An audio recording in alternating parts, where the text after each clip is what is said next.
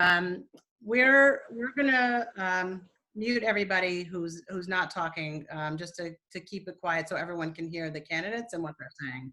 So good evening, and my name is Julie Ty. I'm president of the New York League of Conservation Voters Education Fund. We hope you and your families are staying safe and healthy during these challenging times. I don't know about you, but I'm getting very, very familiar with my very tiny apartment here in Manhattan. And very importantly, I'm getting out to a lot of parks because that's really all that we can do right now. New Yorkers in the Bronx are faced with environmental issues on a daily basis, from lead exposure to air pollution, to mobility and waste issues, to access to fresh food and green spaces. The disproportionate effects of environmental injustice, technology, love technology. The disproportionate effects of environmental injustice have only been made more obvious by the impacts of COVID in our communities, and these communities are more impacted by climate change. Yet often environmental questions are not raised on the campaign trail. This is particularly true during this unique primary election where we can't campaign in person and no one is sure that we'll even be able to vote in person, with absentee voting by mail is going to be permitted for everybody for the first time. We're holding this forum to make sure the environment is top of mind for candidates and voters. It's especially fitting that we hold this forum on the eve of the 50th anniversary of Earth Day, when Americans really began to realize the importance of clean air and clean water for healthy communities. Our mission at the New York League of Conservation Voters Education Fund is to educate, engage, and empower New Yorkers to be effective advocates for the environment. We give voters information about climate and sustainability issues, and we encourage New Yorkers to hold candidates accountable to their promises on fighting climate change and protecting public health from air and water pollution. We thank you for being here. You're helping send a message that New Yorkers care about having a healthy environment, a livable climate for generations to come, and are paying attention during this primary election. I want to thank all of our valuable partners who help spread the word about the forum, New Yorkers for Parks, the Natural Areas Conservancy, and the Climate Reality Project. We hope to continue our work with all of you on local and citywide environmental issues. Because this is a virtual forum, let me go over some of our ground rules before we start. As I mentioned earlier, the audience all have your sound muted so as not to disturb the flow of the conversation. We'll start with 1-minute opening statements from each candidate. Our moderator will proceed with some questions, and we'll even throw in a lightning round of short questions, mostly yes or no's. We'll end with audience questions. Please make sure to submit your questions through the chat feature to the screen marked questions before 6:30. Now it's my pleasure to introduce tonight's moderator. S.A. Umalese is the reporter covering the Bronx for The City. Before joining the team, she was a reporter at the Chicago Tribune and at the Investigative Fund. Originally from the Bronx, she's a graduate of the Columbia Journalism School. Welcome to you, S.A. Hi, Julie. Thank you so much for the introduction. Thank you, everyone, for tuning in. It's nice to see you even from more than 6 feet away. I'm excited to moderate tonight's forum. There are lots of environmental issues, as Julie mentioned, that are of concern to voters in this district, and I'm sure to all of you. I want to start off, of course, by giving you an opportunity or a minute to introduce yourselves. We can go in alphabetical order. It seems to be the fairest way so far. So why don't we start with Assemblymember Michael Blake. Thank you, S.A. and everybody, Julie, to everybody, good evening, everyone, and God bless, and anyone who has obviously lost someone due to COVID-19. Our prayers and thoughts are certainly with you. For those I'm meeting for the first time, my name is Michael Blake. I'm an assembly member in the 79th District. I thank you for all that you're doing to make sure we're continuing to address the environmental injustice that exists throughout our communities. To LCV, I'm grateful for your continual support, your endorsements over the years, and the way we've been able to collaborate. As a co-sponsor on the bill last year that we worked on with Chair Engelbright, to the challenges we've been seeing within public housing, of the absolute injustice of having black smog being pumped through the generators, to the reality that we have to establish a carbon tax on the federal level and really have a climate action plan. Our thoughtfulness is how do we make sure we help people? And it is very clear for someone like me who was born and raised in the Bronx, has been serving for 6 years here, we have to make sure that it's a clear question on who do we think is best to represent us in Washington as we're watching the games that are happening right here. When we think about the support we have more than 8 congressional members that have endorsed us. We have 1199, 32BJ, DC 37, just to name a few. But I come to you right now because we understand that we got to step up for our communities and really change the game when it comes to environmental justice. And so I look forward to this conversation. You can follow us and join us at blakeforcongress.nyc. And I really look forward to the questions we're going to have as to why I'm asking for your support, because it's time that we show people that we still believe in the Bronx. Thank you. Thank you. We'll go next to Semilis Lopez. Hi, my name is Samiris Lopez. It's an honor to be here. I'm a South Bronx native. A key issue that I'm fighting for in our platform is a Green New Deal, but a Green New Deal that is informed by the local frontline communities that have bared the brunt of environmental injustice and racism for generations in the Bronx. And what we're seeing right now with the COVID-19 crisis is that it's a pandemic that basically has shown how decades of disinvestment and environmental racism have put our South Bronx community at risk in terms of us having the highest rates of asthma and respiratory illnesses because of bad economic policy choices that our leadership has made in the community. So I actually want to give a shout out to Julio Pavon, one of my competitors, who was actually at the front lines when he was fighting against Fresh Direct in the community a few years ago, a really bad economic move that was promoted by the political leadership here. And these are the kinds of challenges and the kinds of things that we need to fight against as a community, because climate justice is connected to racial justice, it's connected to human rights, and it's time that here in the South Bronx we organize from the ground up, because it's organizing that's going to get us through this. And it's looking to the solutions that the frontline communities and organizations and activists have invested in for generations that is going to pave a path forward. And things like disinvesting in fossil fuel, things like rejecting extractive economic policy choices that put our communities at risk. So I'm here to learn and to hear from everybody else, and to fight for a Green New Deal that centers our human dignity and our life. Because if we don't look at the environment, it's a life and a death situation. So we're going to lose more lives. Also want to send love and light to any family member, anybody who's been suffering with the COVID-19 crisis or has lost loved ones. We're here for you. We're going to fight for you. And you can follow us at lopezforthepeople.com to stay connected. Thank you so much. Next to Melissa Mark Viverito. Good evening to everybody, and thank you so much for this forum. And again, my heart goes out to everyone that is impacted by this, and that's all of us, obviously, some more than others. Those of us that have been fighting against injustice and inequities, it's no surprise when we look at COVID and the disproportionate impact that it's had in the Bronx and in the South Bronx in particular. We have been on the receiving end of unjust policies for decades, which have exacerbated this injustice and this inequity that exists. And so those of us that have been on the front lines as elected officials, as activists to fight against environmental injustice, understand this very clearly. When you talk about at the local level, we have to look at the platforms that we have before us and how have we utilized that to raise these issues of injustice.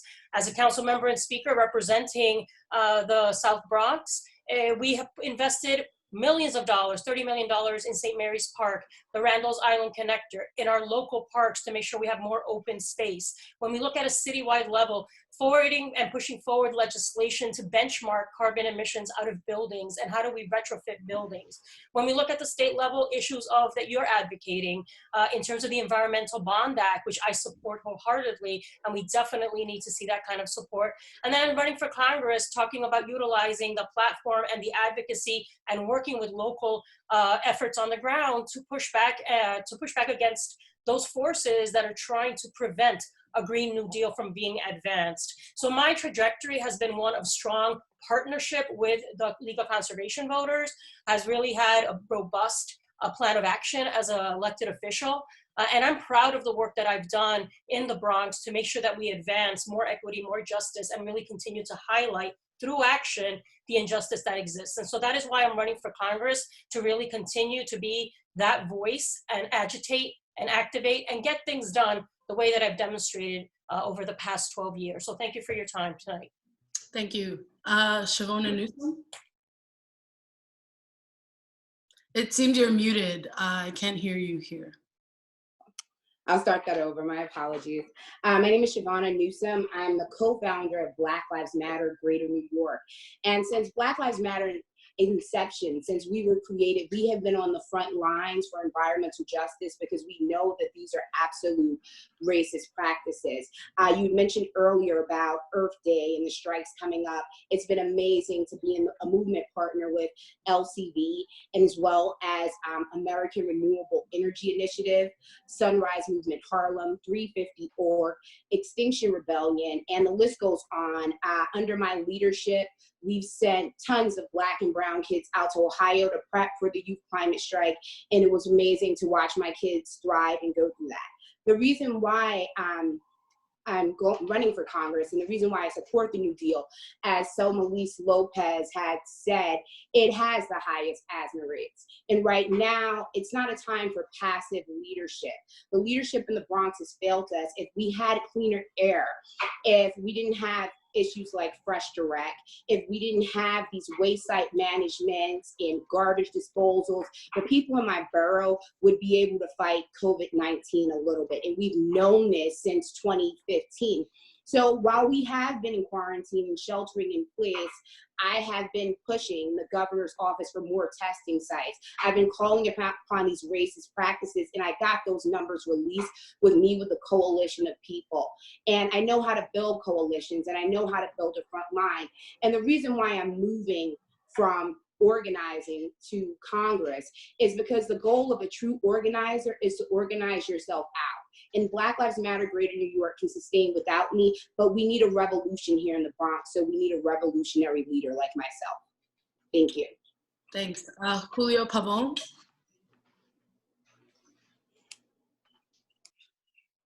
You may be muted. I don't know if you can hear me, but I cannot hear you. Hey, this is part of the COVID-19 at the issues. You know, we are doing new things and we're trying new things. So thank you. First of all, I want to thank you guys for putting up this forum. I want to thank all of our colleagues who are up here, who are also speaking about this issue. This is a very important issue. It's a very important issue to me as well. Not because I read up on it, not because I have bullet points on it, but because I've lived it. I've been living in the South Bronx since I came here at the age of 4. So I've been here for exactly 64 years. So if you can do the math, you can tell how old I am. And if you really want to do it, you know, my birthday's in a couple of weeks, so you can all, you know, come to that party when I do it online. But in the meantime, the bottom line is that I don't need none of the statistics. I've been living it. See this here? This is what I've had to been using for a long time. And thanks for medicinal marijuana, because that helped me a lot. Because before that, it was illegal, but that has helped me a lot as well. And the point is that living in the South Bronx, I didn't have to be elected, because I always believe you don't have to be elected to be effective. And if I lived in the South Bronx all my life, the reason I'm alive at my age, which is basically a lot of folks my age, I just didn't grow up with. So I don't have guys who was in 5th, 6th, 2nd grade with me, 3rd grade. All the people I know my age, 5 years above or 5 years under, I've met in my adult life, because the majority of them are dead, in jail, or still, you know, sticking up some drugs somewhere in the South Bronx. And the fact that I survived all this time was basically because I've been involved. And like Sameli's mentioned, you know, she's a sister that was been involved. We were together in some issues. And I think that the reason I'm running, bottom line, is because I agree. This has to be a revolution, and you need a revolutionary. And I said it very clear. I'm not a progressive. I'm a revolutionary. South Bronx, we need a revolution. Thank you very much. Councilmember Idanis Rodriguez. Muchas gracias. Para mí es un placer ser candidato y con la ayuda de los votantes próximos congresistas en un distrito congresional que cambió, que no es el mismo de 30, 60 años atrás, pero que en el 2020 tiene una demográfica completamente diferente. For me, it is an honor to be here participating in this forum led by the organization that already graded me with an A in the last 3 years. I think that when we look at 11,000 patients that they've been treated of the coronavirus in the hospital in the Bronx, 800,000 of them being in critical condition, and 300 of them ready to get 20% of them to die as we are holding this conversation. You know, that happened because we are talking about the poorest congressional districts in the United States of America that translate into higher numbers of people dealing with asthma and obesity. That district need a fighter. That district needs someone that look like them, like the congressional district that we have today. 750,000 people, 500,000 Latino, 230,000 Dominicans, Garifano, Africano, Puerto Rican, Italian, white. I had green card from 83 to 2000. Most people who live there, they were not living there 60 years ago. They moved from Washington Heights to the Bronx. When it came to fighting for climate change, for climate justice, I've been there for most of my decade, since I came here in 1983. I'm ready to be the fighter. Estoy listo para ser un peleador que vaya a representar a la mayoría de las personas que viven en ese distrito, que son trabajadores como yo. I will be an ally, and I will be working with all my colleagues who are participating in this debate today to fight for a good climate justice deal in DC. I will not take more distracting, and I will be working with everyone. Thank you. Thank you. Councilmember Richie Torres. You might be muted. Sorry about that. For a moment, I thought you were silencing me. I'm City Councilmember Richie Torres. It's an honor to be with you. I've been in the City Council for 7 years, and in each of one of those years, I've received a perfect rating from the League of Conservation Voters. So I appreciate the partnership with LCV. As a City Council member, I've passed legislation that protects children from lead and mold, that requires power plants to phase out the dirtiest fossil fuels. I passed the Asthma Free Act, which requires owners to address allergens and asthma triggers within housing conditions.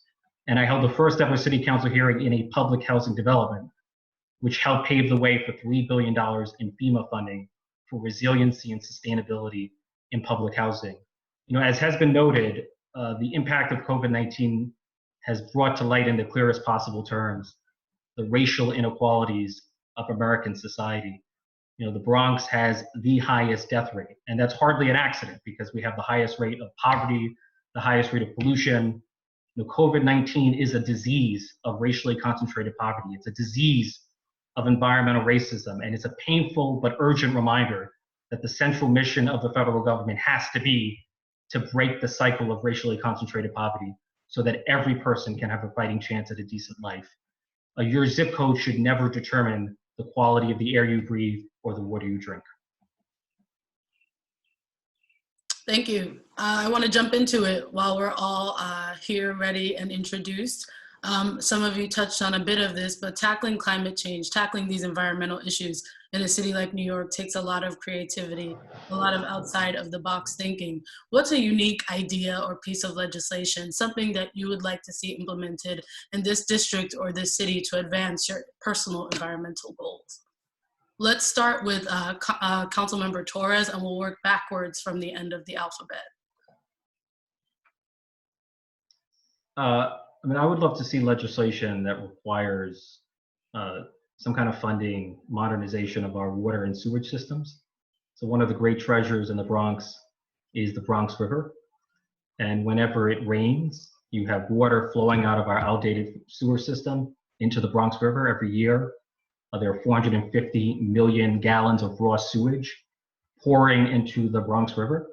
And so if we were to modernize our sewer system, not only would we, would we protect the Bronx River, but we're also creating green jobs, and we're creating a greener future for New York City. So that would be one priority that I would have. Councilmember Rodriguez?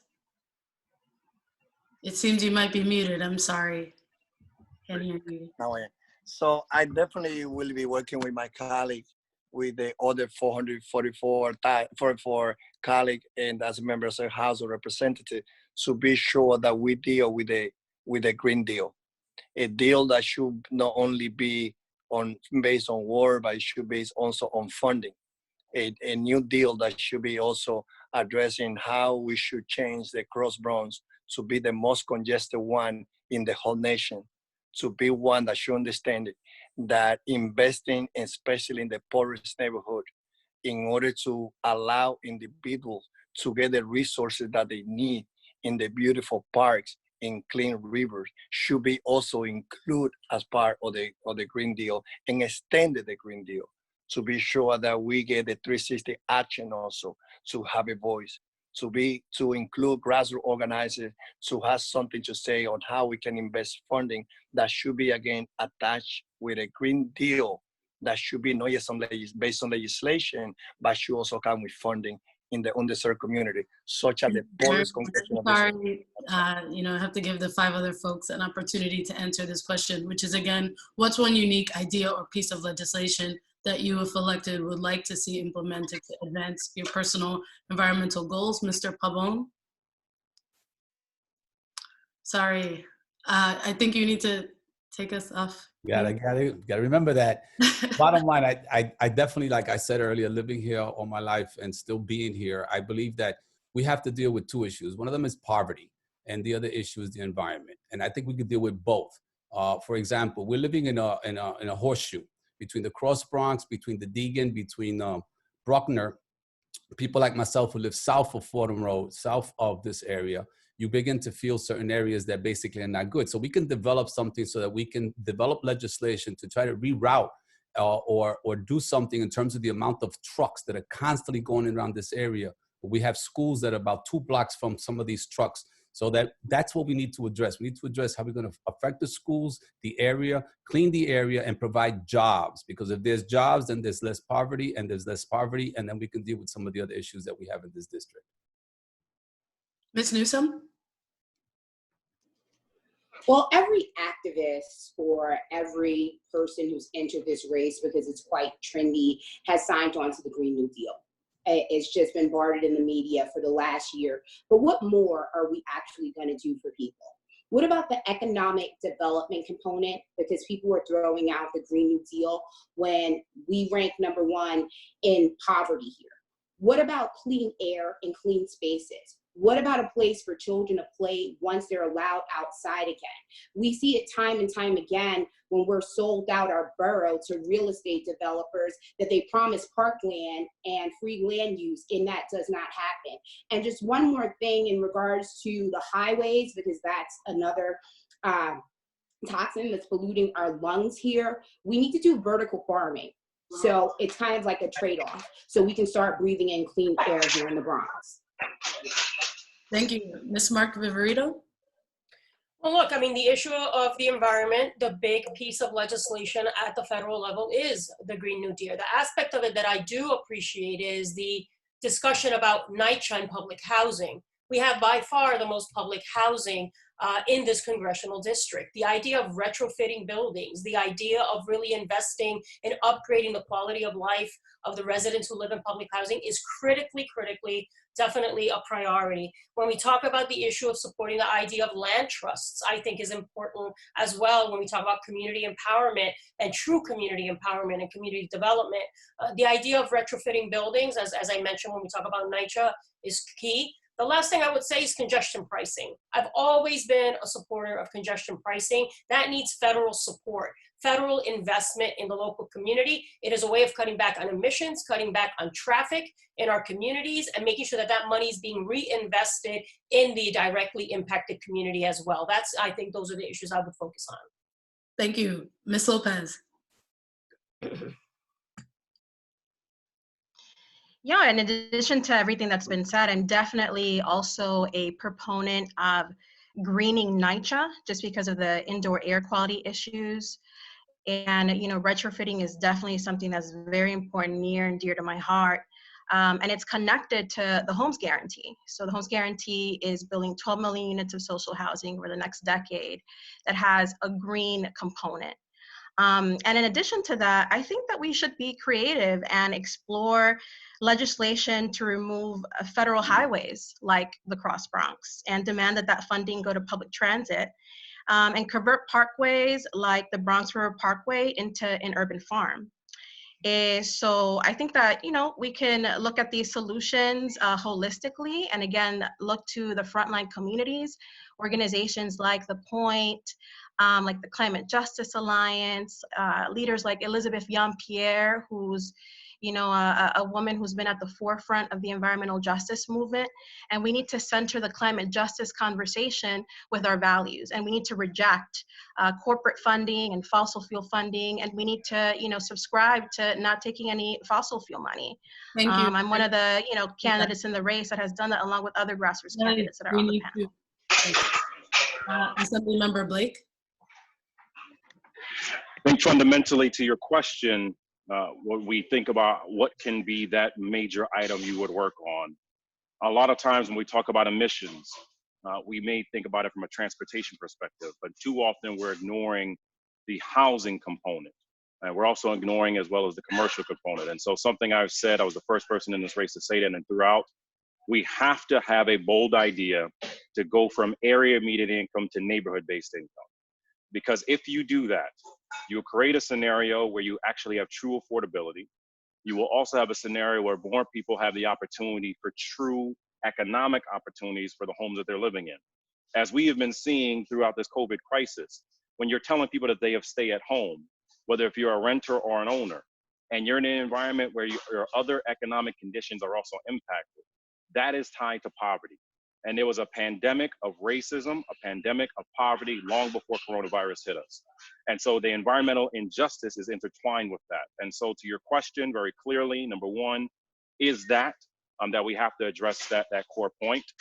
And then number two, lastly, time here. I'm sorry. Lastly, I just think it's important on this last piece. Yeah, hopefully there'll be an opportunity during a later question to get to that. The next question, and we'll start with you again, Mr. Blake, is let's zoom out for a second. What can the federal government, outside of the agendas that you all have individually, what can the federal government do to support renewable energy and clean transportation? Well, first is looking at what we did already. I was a former policy director for Green for All, Van Jones and Phaedra Ellis Lampkins, the work I did within the White House for 2.5 years. So that experience is there. So what can we do? We can establish a moratorium on new fossil fuel development on all federal lands. We know that is something that the federal government can do.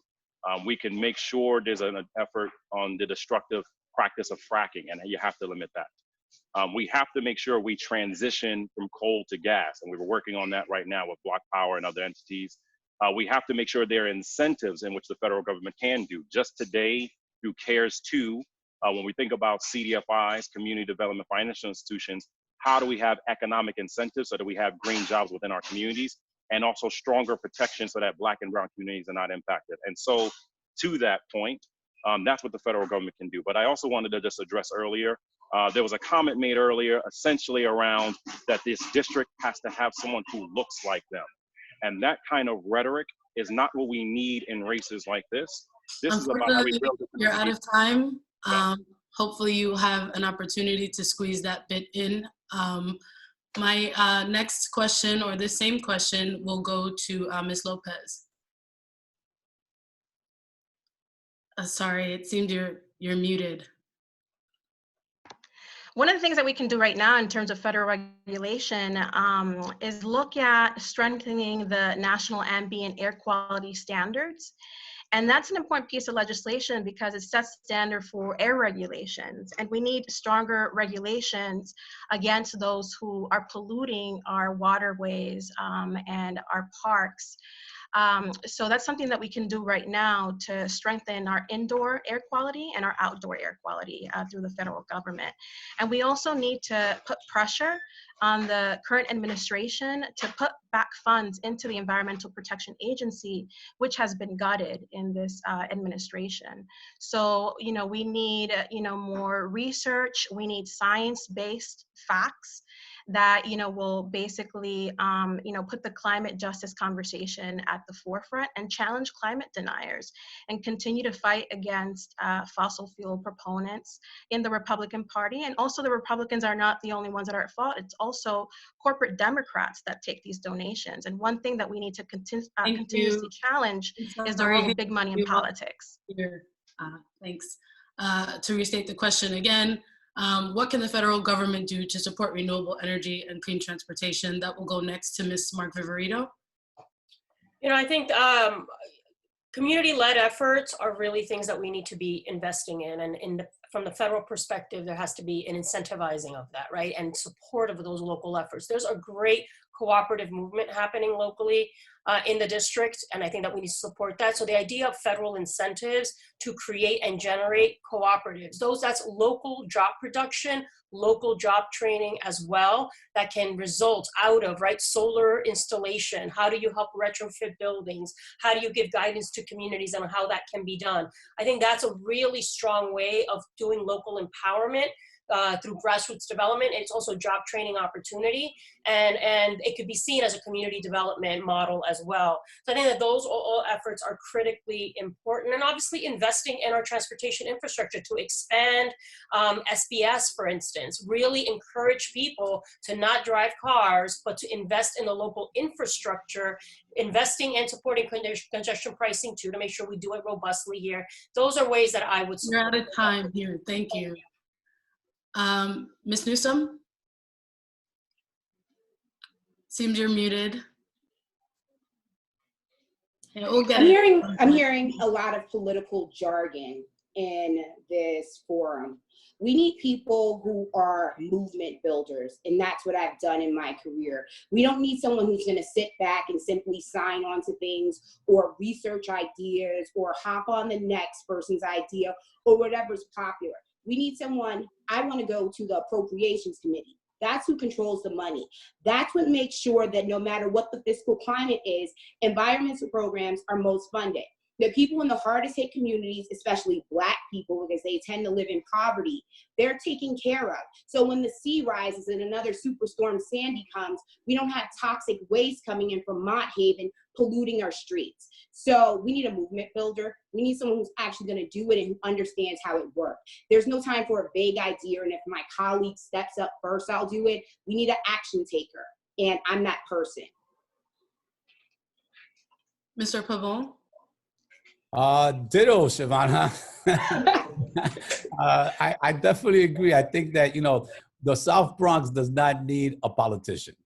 And I hear a lot of politics here, a lot of politicians. What we need basically is a revolutionary. We need someone to go to Washington who's not going to be there trying to get a career. It's not someone there who's trying to get a job. It's someone there who's basically going to focus on one issue, to get into the minds of every single congressperson that this is the poorest congressional district in the country, that the conditions here are different from every other conditions. What we need here is like a Marshall Plan to address all the issues that have to do with the environment, but at the same time, if we don't deal with economic development, then we're not gonna get anywhere, because that's what we need here. We need to be able to do both, deal with the environment and deal with economic development, and we could do both, but we need organizers there, not politicians. Mr. Rodriguez? You're on mute. Yeah, no. So I agree with Pavon, and I think that Pavon described me as someone that 5 days before from the election, I will be turning 55 and born and raised in DR. I spent my whole life organizing back there on many issues, arriving here in 1983, working with the Afro-American community, the Asian, the Puerto Rican community. I've been in the front line with Richie Torres, Richie Perez, Jose Alfaro, all those groups. I've been working with many fights for climate justice. I think, again, that the poorest congressional district that has a lot of people dying as we're speaking right now because of the coronavirus, because those people have been living in transportation deserts. They need a leader in DC and someone that can win this election so that we don't let no one who is conservative, who can call Donald Trump the friend, to be the one that will be taking into José Serrano legacy. Yo soy la persona que estoy listo para ir a pelear. Yes, I look like those people. I look like those people like me that have been immigrants. I look like those people like me that are Mexicanos and others. But we have to move on. Thank you very much. Councilmember Torres. Right. So the federal government should have policies that dramatically reduce and ultimately zero out carbon and methane emissions in every sector of the economy: buildings, vehicles, agriculture, power plants. I think second, the federal government could easily have a policy that says we're not going to do business with any financial institution that provides financing to fossil fuel production, so that you're addressing the hand that feeds fossil fuel production. And then finally, I would say we should take the same approach to climate change and COVID-19 that Franklin Roosevelt did during the Great Depression. We should invest trillions of dollars in renewable infrastructure that would create millions of jobs at a time when those jobs are desperately needed in the face of unprecedented unemployment. Thank you very much. So we're going to go to a lightning round question now, or two. Very, very important question coming your way. And let's pick folks randomly, not go in alphabetical order here. So the question is, what is your favorite New York City park? Why don't we start with Mr. Pabon, who may have us muted because I can't hear him right now. That's a hard question because I've been in so many. But right now, next to my house, we finally got a waterfront park. It's not big enough, but it's Mill Pond Park. And I love that park because it's waterfront, which is what the South Bronx has so much of and is so not developed. Said, like, they better answer our natural areas questions. Very curious to see how they focus on that. Feel free to drop off. Okay, let's go again to Councilmember Rodriguez. What is your favorite New York City park? I do love Crotona Park, and I also love Hybrids Park because I believe that Hybrids Park symbolizes two communities that have been walking to the bridge of Hybrids Park from the Bronx and Washington Heights, a community that now we have seen 100,000 of people that they move from Washington Heights and North Manhattan to the Bronx. So the park symbolizes how these two communities being unified together, working together, going through tough time, but also showing that we know how to fight for our rights. And that's what I would do when I get elected, to fight for the underserved, for individuals like myself who have been living in underserved communities. Thank you. Ms. Margarito. You know, I was the chair of the Parks Committee, so I obviously really believe strongly in the issue of improving our parks. I really do love all parks because of the importance they play in the community. I'm very, very fond, obviously, and very proud, and therefore on the forefront of my mind, that I was able to bring $30 million into St. Mary's Park. So all the improvements that the community is seeing literally being built around them, because that is the largest park in the South Bronx. Was really proud of that effort, and to invest in the local playgrounds and parks that exist in the community, as well as improving public space, expanding the green space that does exist, because that is important. The Randall's Island connector, being able to connect the Bronx to Randall's Island and expand that space for recreation is something that came out of efforts from my office when I was council member for the area. So I'm very proud of those efforts to really bring up the quality of life of a community that has been neglected from waterfront access, that has waste transfer stations, obviously in disproportionate ways. I was the only elected official to really oppose Fresh Direct, so proud of those efforts as well, of joining those efforts. But St. Mary's Park to me is really incredible what's happening there now, and I'm very proud of that work. Thank you. Ms. Newsom, favorite park in New York City? It would have to be Crotona Park. My parents met at Roosevelt High School in the Bronx, and they would have like little dates there. And then when I was born, my dad would take me there. He was like this fake photographer, so he'd take like pictures around Crotona Park. And when he passed away 7 years ago, we led his like caravan, like the hearse and all that stuff, through Crotona Park one last time. So it's definitely Crotona Park for me. Ms. Lopez? I love, love, love Soundview Park, and also Concrete Plant Park. I know that you only gave me one choice, but Concrete Plant Park is especially significant because it embodies a story of resiliency in the South Bronx, because it used to be an eyesore in the community, the Bronx River, and because of the efforts of Congressmember Jose Serrano and other grassroots activists and the Point CDC, it was restored in a way that, you know, it brings about a sense of pride in the community. And I love riding my bike through Concrete Plant Park. Soundview Park has an amazing view of the waterfront and all the lush trees. I know one park, but those are my two favorite parks in the Bronx. And Concrete Plant Park has a symbolic significance that I attribute to the resiliency of the community and how the community came together to restore that area of the Bronx into the beautiful gem that it is today. Thank you. Councilmember Torres, favorite New York City park? My favorite park is a small park, Ciccarone Park. I have fond memories of wrestling at the park. I was a fan of professional wrestling as a child, impersonating The Rock.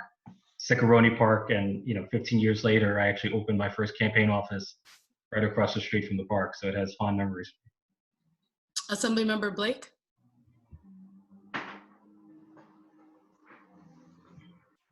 Favorite New York City park? Just making sure, am I still muted? No, you're not. There we go, sorry. Well, you're muted now. Can you hear me? All right, I don't know why it keeps doing that. Definitely Crotona Park, no question about that. One, because you got Cary Leeds, and you have the tennis center where a lot of our Black and Latino kids are able to go and play tennis and rock out over there. Of course, you have the amphitheater, which we've been able to do a lot of events with our African sisters and brothers as well. But you know, it's a beautiful thing, and you know, for those of us that are still going out trying to do the work and help out in the community right now, there's a lot of families that are still needing food that we've been able to help out there. So, you know, gotta say Crotona Park all day, every day. Okay, thank you for your answer. The next lightning round question, we have another one before we go back to our regular round questions. It is a lightning round question, so you answer it and we keep it moving. The next question is, do you take mass transit? If yes, what is your favorite bus or train line? We're gonna start with Miss Melissa Mark Viverito. Yes, I do. Basically the 456. Miss Lopez? The 4 line, and now I'm riding my bike everywhere, so I'm not really taking the train that much. Councilmember Rodriguez? Chair of the Committee of Transportation, and as a chairman of this committee, as you know that I've been working with the league. That's not a train line or bus line. What is your favorite one? And I'm answering the question right now. And I do say the 12, going from Northern Manhattan to the Bronx, and also I believe that that's a bus that is important for people to go to the beach, to go to City Island too. Thank you very much, Ms. Newsome. Well, I'm fortunate to always live in the same community and have the luxury of the 4 and the D line, and it gets me into the city or wherever I need to go in about like 15 minutes. So it's definitely my Yankee Stadium stop. The 4 and the D. Mr. Pabon? Oh, yeah, being poor all my life, I've basically been taking mass transit. My favorite trains are 2, 4, and 5, and definitely my bike. Sameli's and I have been biking together at some points in the past. That's right. Council. We had some good times.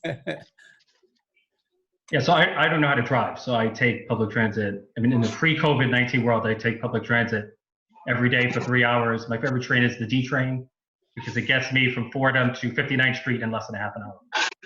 Love the D train. Assemblymember Blake? And I think I've seen you in the D train. Yeah, I think I have.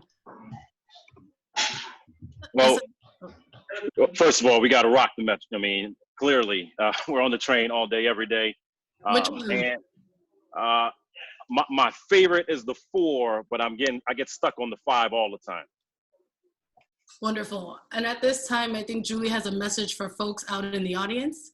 Yes, thank you. And thank you for being a little bit more lightning that round. We want to remind everybody that we will have an opportunity for audience questions. So please send your questions in by 6:30 to the person marked questions. And we will go through and ask as many as we can. So I just wanted to have a reminder that we are taking questions from the audience. Thank you. Thank you. So jumping back into a regular round of questions, we'll work from the end of the alphabet back. So we'll start with Councilmember Torres. Locals, as you folks know, and the city worked for decades to create riverside parks in the Bronx. Concrete Plant Park is one, Starlight Park is another one. The Bronx River Alliance actually now has a permanent home on the river. We are lucky, in fact, I think someone brought this up earlier, to have New York City's only freshwater river, the Bronx River. What is your vision for its future? Let's start again with Councilmember Torres. And I think someone— I actually said yes, so I'm concerned about just the hundreds of millions of raw sewage that's poured into the Bronx River because we have an outdated water and sewage infrastructure. And so we should be harnessing the power of federal funding to upgrade all of our infrastructure to make it greener. And it has the benefit of not only protecting the environment, but also creating quality unionized jobs. Ms. Councilmember Rodriguez, who may be muted. I think you're still on mute. Can you hear Now, me? Okay. and now I do, yes. So I definitely believe that we need to work together with a progressive coalition to bring more funding to continue making the Bronx River a better place for everyone. I think that the bottom line is that when we go back to social justice, unfortunately, the poorest neighborhood has not received the same level of funding. And I think it is important to call not only to our brothers and sisters who are Black and Latino, but I'm calling to the white progressive to also join this battle. Because the reality is, again, we go back to where do we have higher level of asthma and obesity, is going back to the poorest area. They need our river clean. They also need a destination for them also to go around that area. Mr. Pavon? Very important river here for us. You can hear me? Yes, I can hear you now. Thank you.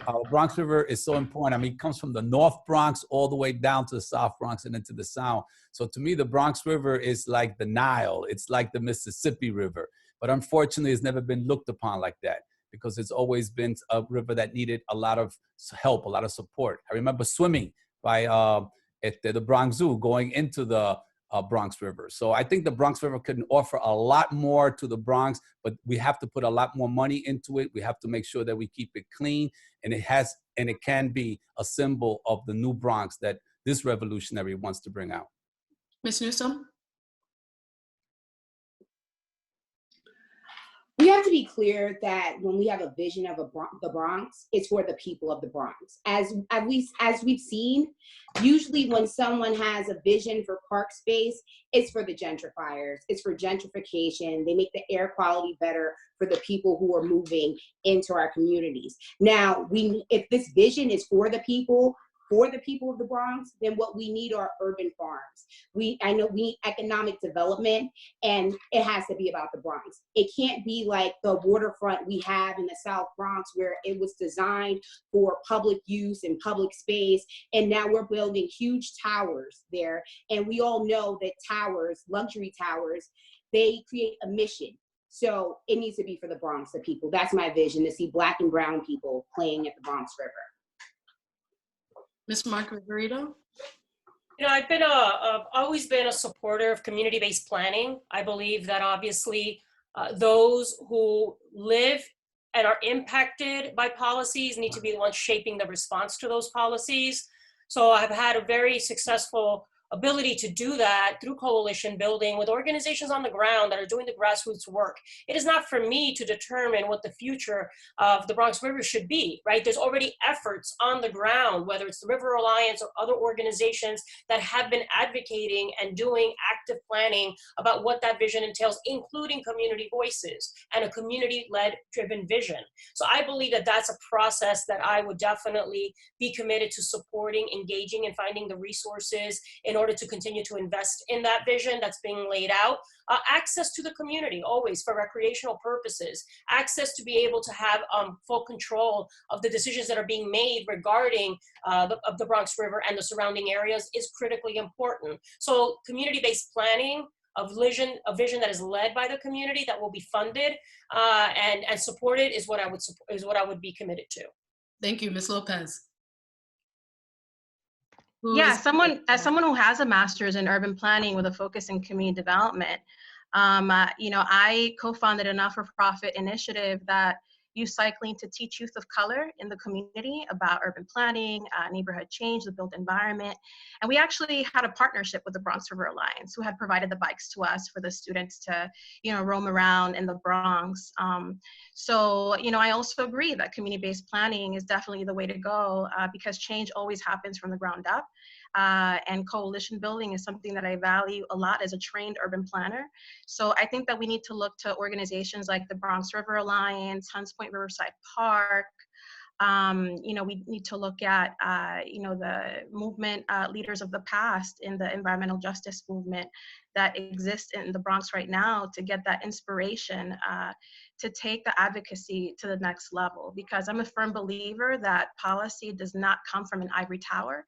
It always is informed by directly impacted people, frontline communities, and the local organizations and activists that have been at the forefront to create change from the bottom up. Thank you very much. Assemblymember Blake, the question is, what is your vision for the future of the Bronx River? Well, first and foremost, we not only have to think about the immediate and making sure there's additional cleaning opportunities, and also think about how we connect our particular communities. While you've seen recently, people have been talking about how do I have bicycling that needs to happen near and around the river, as we understand that, it's going broader than that. And I do think there's a green jobs opportunity that has to come through the connection of research as well as development properly when it comes to our river and waterways. What do I mean by that?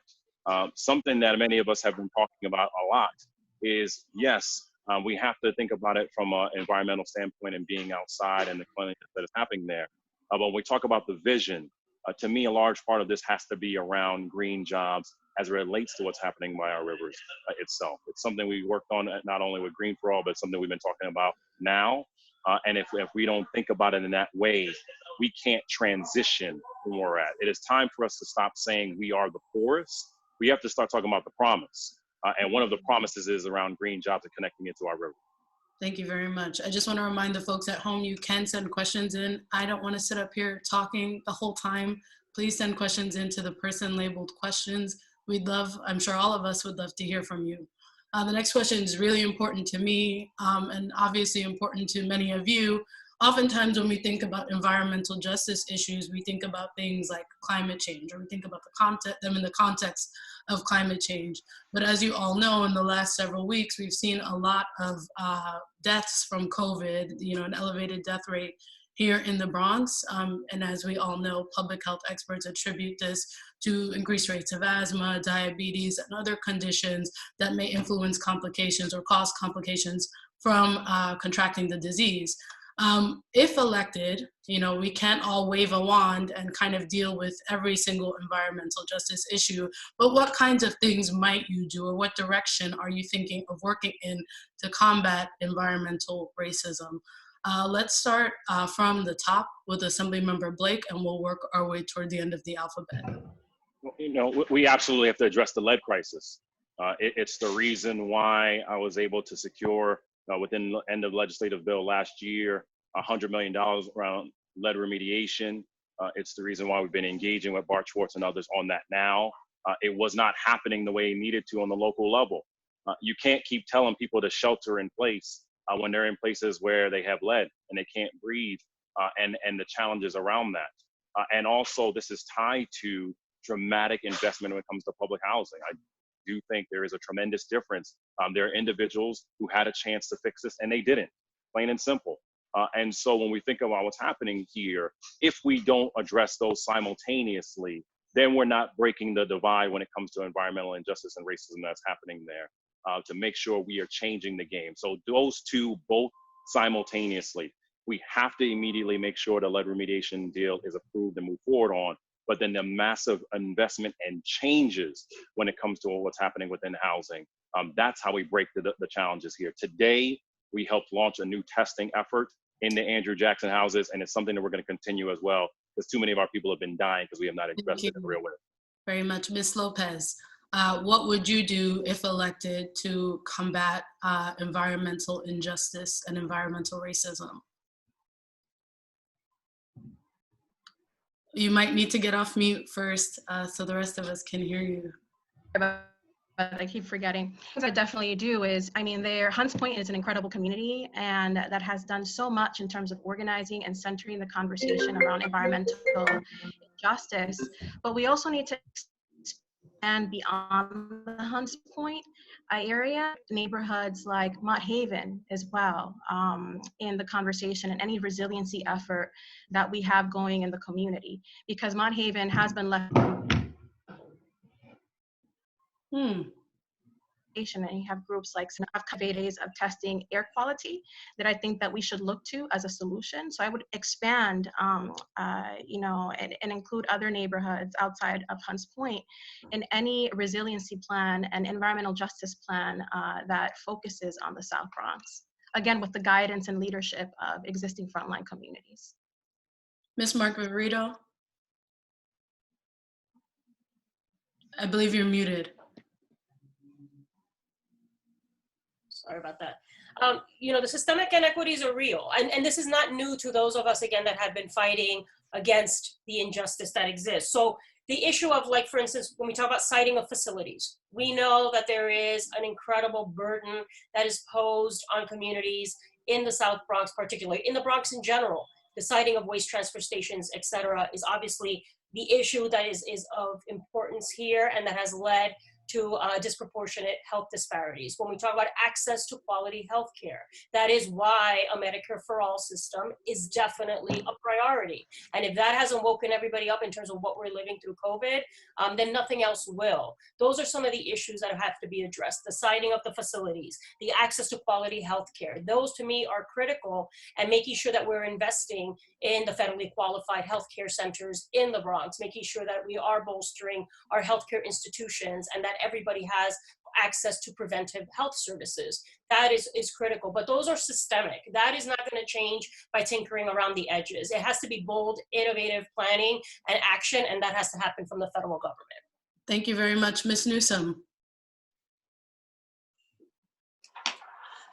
This campaign was the first to call out racism with the COVID-19 deaths in New York City. The map clearly showed it, and everyone chose to, as much as food is important and we are delivering food, no one stood up.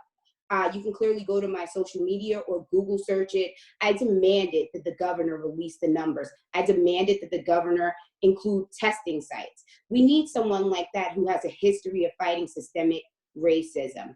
The way that people are living in the Bronx, the asthma rates, the HIV rates, the lung rates, it's all there, and people have known it for years. I can tell you about particle matters, but you all are really smart people. Systemic racism is real, and this is what I've donated and dedicated my life to, and that's what I'll continue to do. Mr. Pavon? Yeah, I've put it in writing. I put in writing the issues about the South Bronx always being the most neglected borough and the issues of how it's affecting us today with COVID-19. And I think that one of the ways that we have to deal with this in the long run is that we have to address a lot of the issues. And there's so many issues, but one of them that I would definitely support is Occupy NYCHA. I'm very involved with the organization. I believe that the way that they've mishandled these public housing has been terrible. And we need to have and turn those over to the people who live there. And if they're turned over in a cooperative way, I think they could be managed much better and a lot more money will be saved. I think we also have to look at areas like Hunts Point, where so many trucks are they're coming into the South Bronx in such a way. We need to redevelop that area so that we can then save our community. We need to address the food deserts that we have here, where they're only selling us poisons here. So there's a lot of issues here, but those are three of the major issues that I think we need to address because it's all under economic development. Thank you. Councilmember Rodriguez, the question again is, if elected, what might you do to combat some of the racial disparities or environmental disparities that are causing elevated death rates from, pandemics or diseases like COVID-19? When I will get elected in June 23rd, by the voters who already voted for me back in February, 27% of them, when I run for public advocate in that congressional district. And I'm pretty sure that they will come back again to vote for me because I will go to the House of Representatives to demand that poverty should be included in the formula on how we distribute resources in the underserved community, to demand that we pass legislation in the House of Representatives to reduce funding from the military and use it in the social services. Yo voy a Washington cuando gane en junio 23 a ser una voz de lo que demandan, que se reduzca el presupuesto en lo militar, que se inviertan en los parques, que se inviertan para acabar la pobreza, para traer una justicia en el clima. Councilmember Torres? Look, the right to housing and health includes the right to be protected from environmental toxins, lead, mercury, and mold.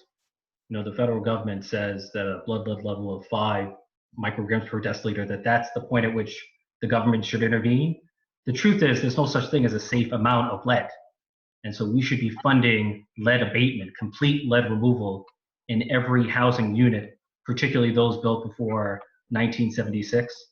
And then finally, I think there needs to be criminal prosecution of companies that knowingly poison people. You might have seen the movie Dark Waters, but you have the corporation, the chemical corporation DuPont, knowingly pour C8, knowing that it would cause cancer. Or you had Governor Schneider, who not only caused but covered up the lead poisoning of 10,000 Black and brown children in Flint, Michigan. There should be criminal prosecution for environmental crimes against humanity.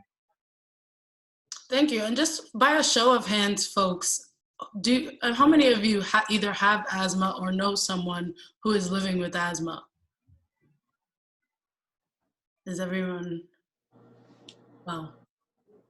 Thank you for that. We're going to go to 2 more lightning round questions, and then we're going to take questions from the folks who have been listening so patiently.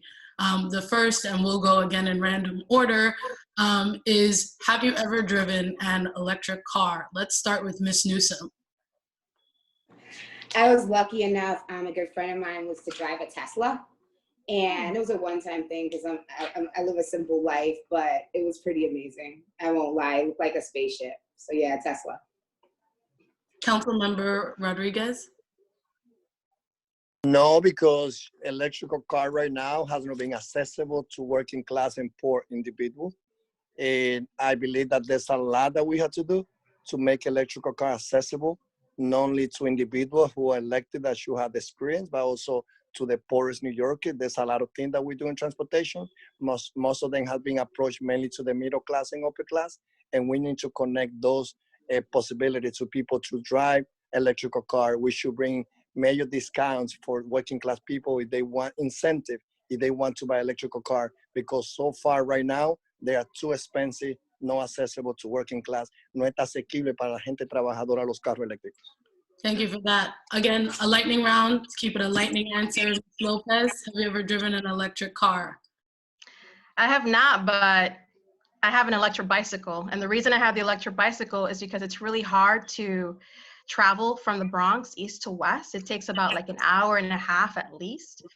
So getting my electric bicycle has been great in terms of helping me get around in the community, which is why we need to call for, better transportation funding so that we can improve the transportation infrastructure and improve those connections from the east to west.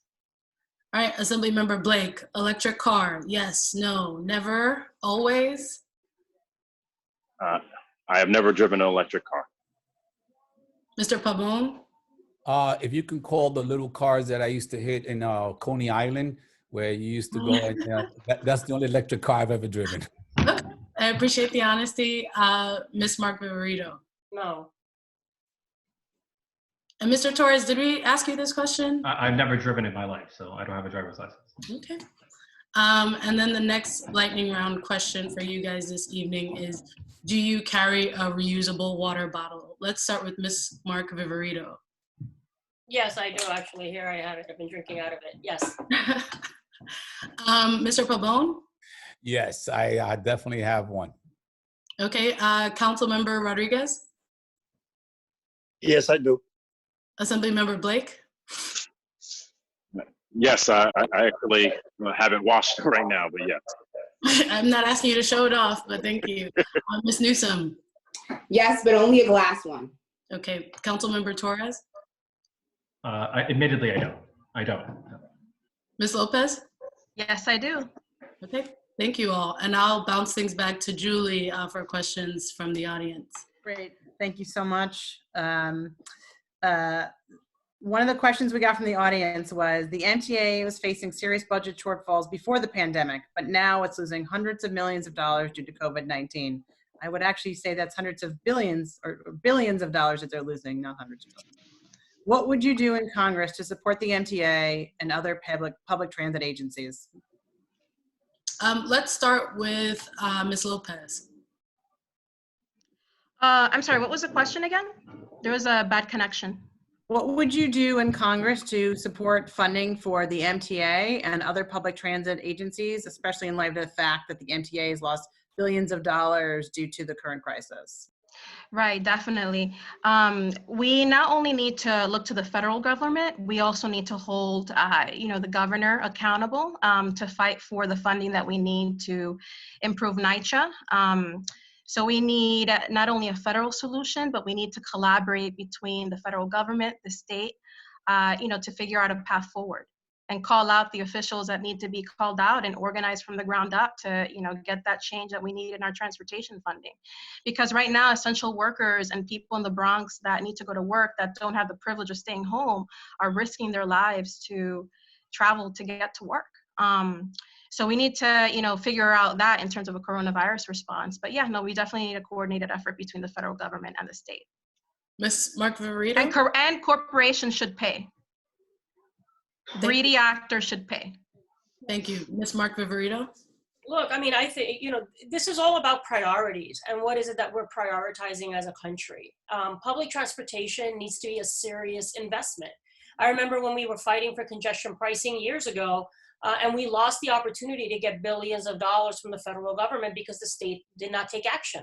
And the idea of cutting emissions, right, particularly communities that are disproportionately impacted, is important. But the idea of losing billions of dollars to invest in our transportation infrastructure was obviously short-sighted.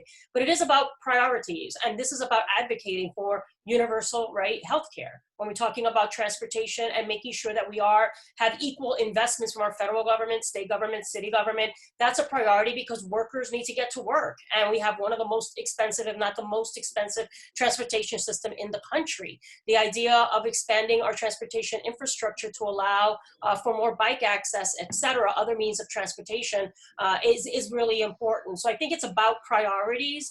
And that to me is why I'm running in this race, is to really cut back on those disproportionate impacts. Investing in transportation is definitely critical. That's what I'm going to fight for. Thank you very much. Ms. Newsom? Before I start, I would just like to give my condolences to the families of the MTA workers who have lost their lives. I just can't think right now about bailing out the MTA when in the New York City's current budget it just released, they just reduced about half the money that was being given to poor riders. So first we need to bail out the people before we start bailing out these people who have huge amounts of money in their war chests. So we need a people's bailout first. Mr. Pabon? Definitely, I believe that you can hear me? Yes, I can. Okay, thank you.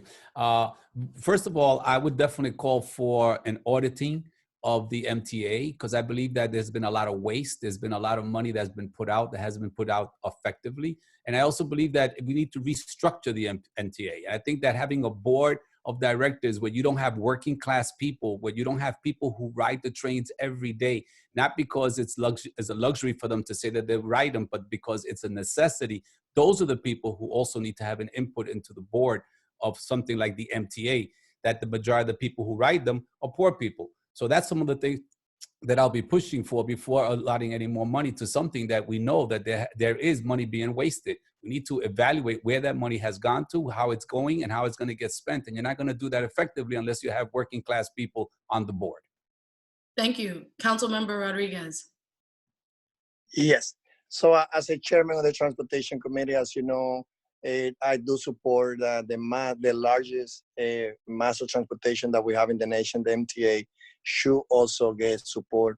However, and because we have seen the reduce of riders from 5.3 million to 700,000 right now, and I do believe that most people who live in the underserved community who take the train at 149 3rd Avenue, Giron, Burnside, Giron and Burnside, Giron and 172nd, they need to continue having the trains that they need. However, MTA should be accountable, but also we have to support them.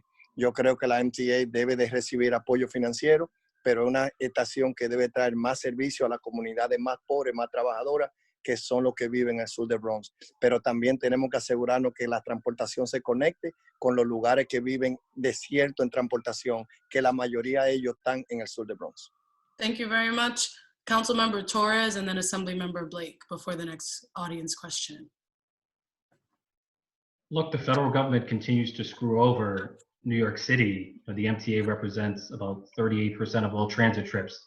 It only receives 15% of the transit COVID-19 funding. And that's not only true of public transportation, that's true of hospitals, that's true of every issue.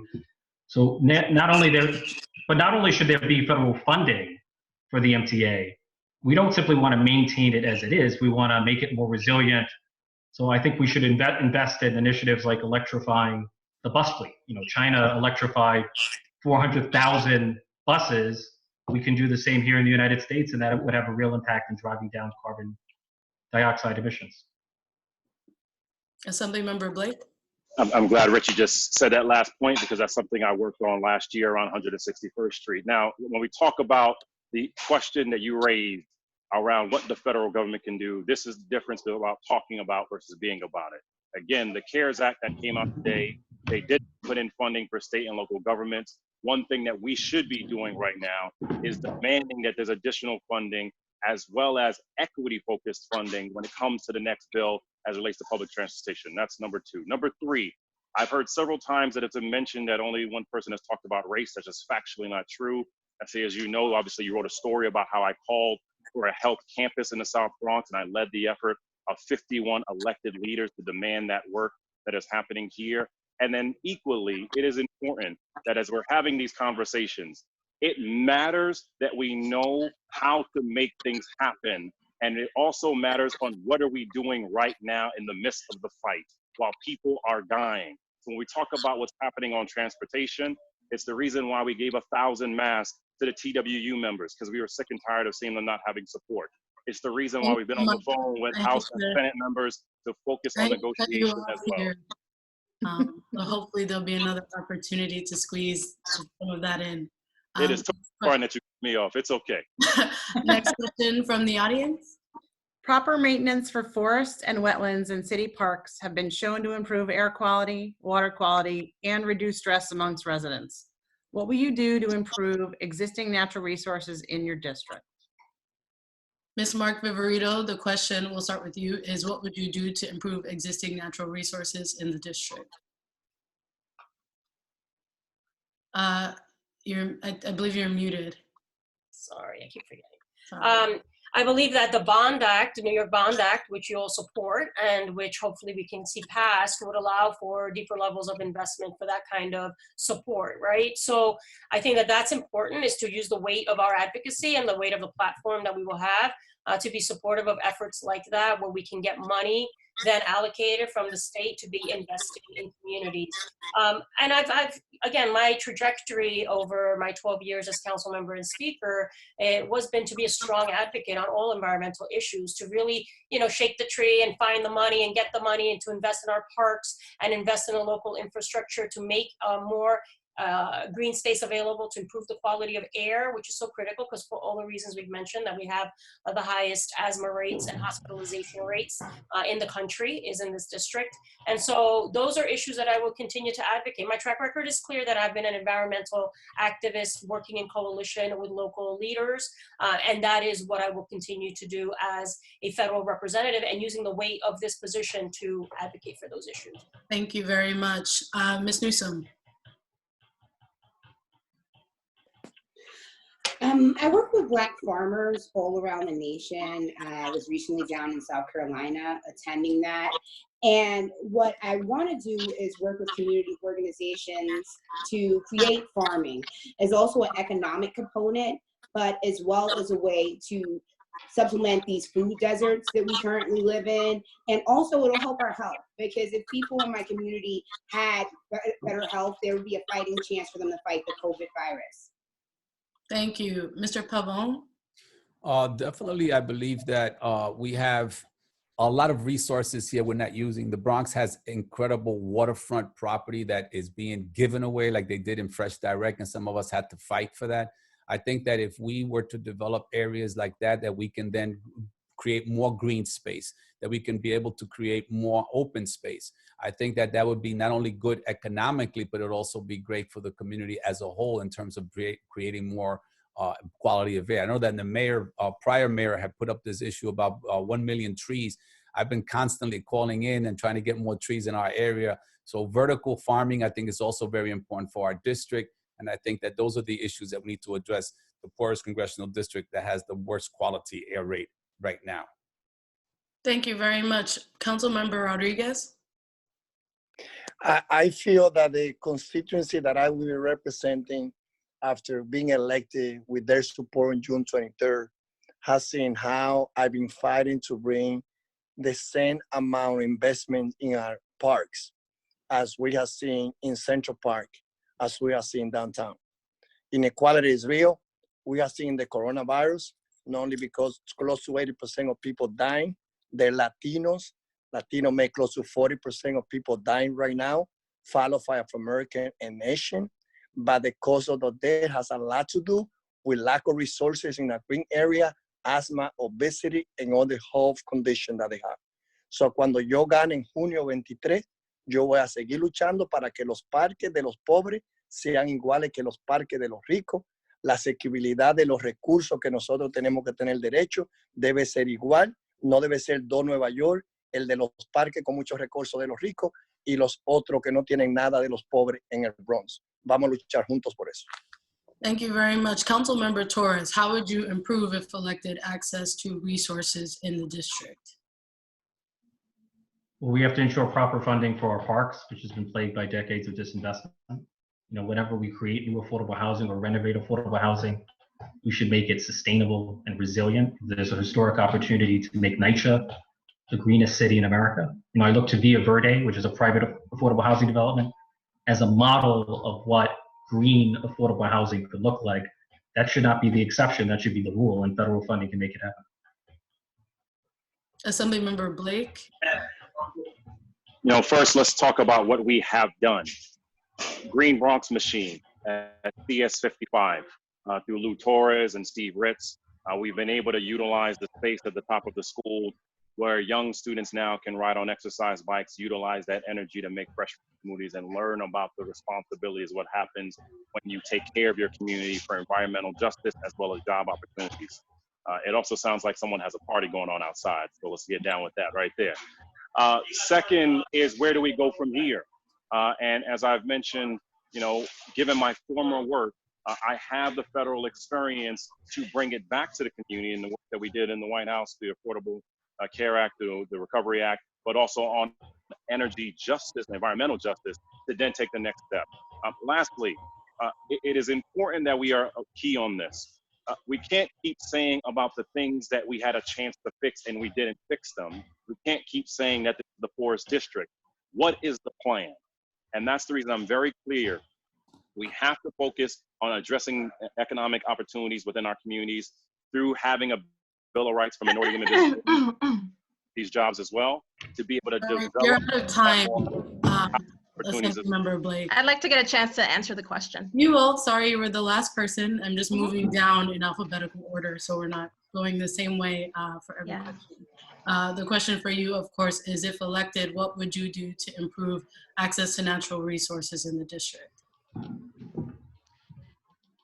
Yeah, absolutely. One of the things that we should be doing at the federal level is permanently funding the Land and Water Conservation Fund, because that's something that provides funding to our parks, which are the lungs of our cities. And, right now we should, be fighting so that we can get $900 million a year moving forward to basically continue the legacy that the current Congress member has implemented, for the past few years. So we need to fight for that to be permanently funded so that there won't be any risk that the funding will be taken away, especially when you have a hostile administration like this one, take over our government. And we need to do that in collaboration with the community on the ground to figure out what the priorities are and what needs to be funded. The community on the ground also needs to participate in the funding process and be active in appropriations as well. So yeah, permanently funding the Land and Water Conservation Fund. Thank you.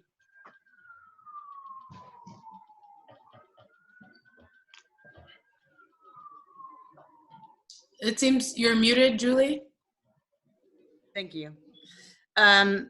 So I'm going to sort of combine two questions here, and I'm going to suggest that maybe we try to do 30-second answers just because we don't have very much time left. What is the role of New York City youth in the climate justice movement? And how do you see climate fitting in with recovery in a post-pandemic world? Let's start with Ms. Newsome here. Again, 30-second answers just so we can hear from everyone expeditiously. Youth are the face and the leaders of the climate strike. That's why I sent Black and brown kids out to Iowa to plan for the youth climate strike. One of my prize mentees is now the president. Her name is Nicole Kiazolu, and she's a top activist. So it's absolutely about investing in the youth. Giving them exercise is amazing, but teaching them how to be future leaders and organizing, that's what needs to be done. Thank you very much. We'll move now to Mr. Pabon. Definitely, I think the youth is what we definitely need for the future in terms of what and how we're going to address the major problems in the South Bronx. And I think education is very important. That's why the state bond, in terms of supporting education and getting the curriculum so that from the earliest stages to high school, the kids are learning everything they need to know about the environment, open source recycling, the Green New Deal. All these things need to be brought into the young people today very early so they can be the ones who are going to take this on. Councilmember Rodriguez. If he doesn't come on, I'll say a couple of things in Spanish. Claro, ahora sí. So it looks, first of all, like, you know, I've been fighting for climate justice in my 13 years as a teacher. Co-founded to a school, Operon High School, that we created for newcoming students from Latin America. I do believe that we should include climate justice as part of the curriculum of the DOE. It should be a mandated nationwide. I will work with my colleague to get it done. But I also would like to, it looks to me that Assemblymember Blake, he's afraid to address the issue of systematic poverty in his own district. Wait, and I believe because I've been a speaker, sorry. And I believe because I've been addressing those issues of climate change, I've been getting the support of the voters of the Bronx, included in the Assembly District, when I got 1,000 votes. You're out of time, but I want to give Assemblymember Blake an opportunity to respond here. And let's try to get your response to the actual question and a brief rebuttal in here with your time. That's it to your question about youth, and combine it to your question, and Julie rather as well, about how youth need to be connected to the recovery. When we think about remote learning and the need to make sure we get tablets out faster, not only for our young people and utilizing it as an opportunity to train for the next generation, we want to use this as a way to train young people about what the job opportunities will be for today and tomorrow. The largest employer in the Bronx right now is in healthcare. The side that is education, and also actually Golden Crust. And so when we think about how we can combine the two, it's the reasons why we partner with Directions for Our Youth. It's the reason why I helped lead the effort when it came to My Brother Keeper Alliance. And it's the reason why we're doing interactive and continual training around jobs. Now, you're out of time here. Yeah, I want to give you 15 seconds to respond to this. Very, very simply, what Idana just said is ridiculous. And I'll just say that I haven't been working on poverty is quite silly. And this is another reminder that it's probably best that the next member of Congress is someone who's actually from the Bronx and actually represents the Bronx and will be about the Bronx. Okay, thank you very much. Councilmember Torres. Julie, would you like to restate the question? No, I know the question. Yeah. So look, young people have the greatest stake in climate change. You know, it's millennials, it's members of Generation Z who have been propelling the movement for climate justice. You know, as far as the fight against climate change, just like the fight against COVID-19, is going to require a historic mobilization of resources on the scale of the New Deal, the Great Society. So the solution is a massive federal investment in green infrastructure that would create quality jobs, address the crisis of unemployment, and prepare us against climate change. Thank you. Ms. Lopez.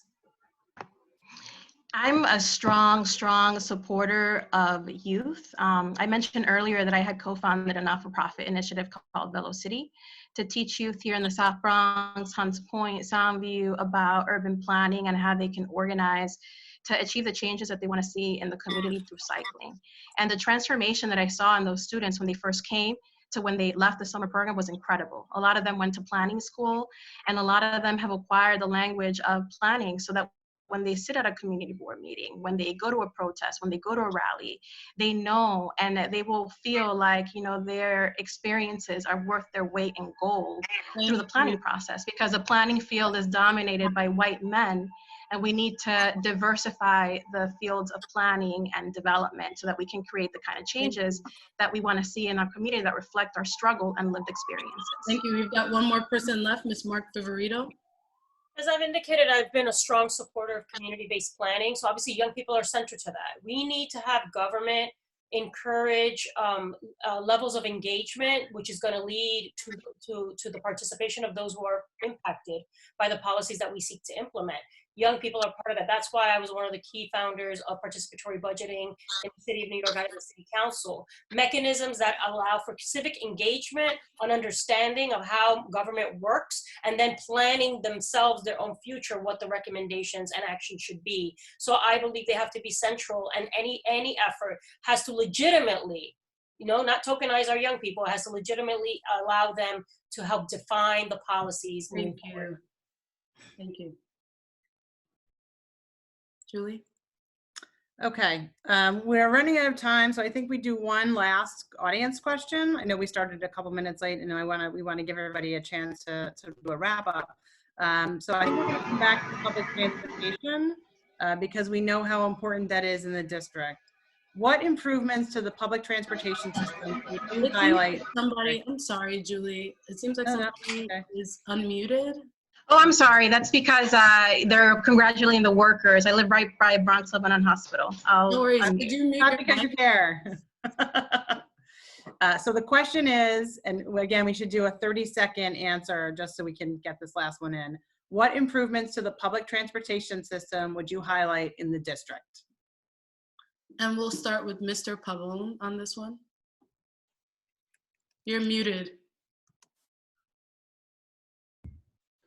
I think that we need to definitely refit all these the buses and all the public transportation we definitely have right now to be able to go on electric rather than the fuel that they've been burning in my district, especially the buses coming down the Grand Concourse.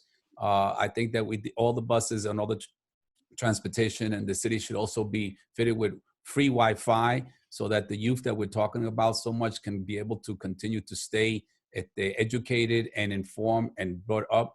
And I'm gonna use my last green card. So I see a red card because everybody else has gone beyond it to say something in Spanish. Yo también hablo español y me gusta que está hablando español y Danis. Thank you very much. We'll go next to Councilmember Rodriguez for that question. You're muted. Can you repeat the question, please? What public transportation system would you fix in the district, in short? Well, we need to expand public transportation to the poorest congressional district that we have in the United States of America, systematic poorest one, not the one for the last 4 years. I will be sure that we provide free transportation to the poorest New Yorker. I was able to work with Speaker Johnson, something that we were not able to pass in the previous speakership, to provide fair, 50% discount to the poorest New Yorker. I will bring federal funding to make transportation free to the poorest one. Yo voy a trabajar para mejorar la transportación pública, para conectarla con las comunidades que han sido abandonadas y para que la transportación sea gratis para los más pobres. That's your time. Councilmember Torres. Look, the rate of asthma and childhood hospitalizations in the South Bronx, and particularly Mott Haven, is 3 times higher than the citywide average. So for me, the priority is to electrify our public transit, electrify the trucking fleet. And I would love to see a community visioning process of decommissioning the Cross Bronx Expressway, which has been a scourge of the Bronx. Assemblymember Blake. For our trains, we need to have increased ADA access through elevators to make it easier for our sisters and brothers to be able to ride them. And for our buses, we need to modernize them so that you'll be able to get on front and back faster and making it easier for us to be able to get across the Bronx in that way. Thank you. Ms. Lopez. You're muted, by the way. Don't mind the noise in the background, but I did that. Public transportation should definitely be free. I think that we also need to work on bringing real bus rapid transit, curbside management to include electric infrastructure, micro mobility, and think about exploring instituting a cross Bronx subway line. Thank you very to much. Make it easier to transport ourselves from east to west. Thank you. Ms. Mark Viverito? Expanding SPS, I've been strong supporter of that over the years. I think also, I think expanding bike lanes is important as well. Retrofitting buses, as has been indicated, is clear as a way of cutting back emissions. So those are all things that I would support. And I would still, I know it's not public transportation, but I'm still a strong supporter. And I think the congestion pricing plan that was put out there was really just fake. But getting that money invested back into the communities that are impacted as a way of improving our transportation infrastructure. And those will be some of the items that I focus on. Thank you. Ms. Newsome? I keep hearing for everyone to forget that we are the poorest congressional district, because I believe that the current politicians running, they want us to forget their record that they've served multiple times, and they don't want to acknowledge, just like the past experience they told where it had slow growth, we need rapid action here in the Bronx. So we need cleaner emission. We need buses that are electric. We need bicycles, something as simple as city bicycles. I know that a lot of politicians did some photo ops with them. Where are they? They're not available in the community. So bike lanes, clean air, and we cannot solve the problem unless we address the past. Thank you very much. What it currently is. Thank you. And thank you everyone for getting through those questions with me. This was my first Zoom town hall. I regret not being able to shake everyone's hand and greet you more warmly than this, but thank you to the folks who've hosted this forum, to the partners. This was a great experience for me. Thank you to the people listening and tuning in for your questions. They all were very thoughtful. Again, I'll bounce things back to Julie, who is muted. Yes, I know. I was going there. So I want to thank everybody for participating tonight and for listening in. We really appreciate it, as well as all the great questions we got from the audience. We hope you learned a few things about the environment and about the candidates who are running to be your next member of Congress. If you tuned in late or you want to rewatch, the video will also be on our Facebook page at facebook.com/NYLCV. Most important, be sure you get out and vote. The election is June 23rd. Again, there are going to be ballots mailed to everybody because of the coronavirus, to give people an opportunity to vote without having to go to the ballot on election day. And of course, last year we started early voting.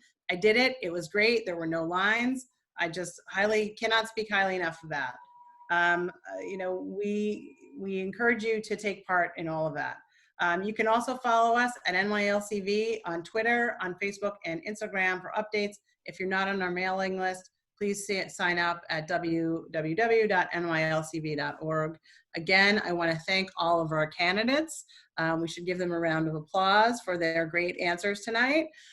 Thank you to Essay for being a fantastic moderator. And next time we will employ stringent rules about lightning round answers. And with that, we say go Yankees. Someday we hope to see you again. Great. Happy Earth Day, everybody. Thank you so much.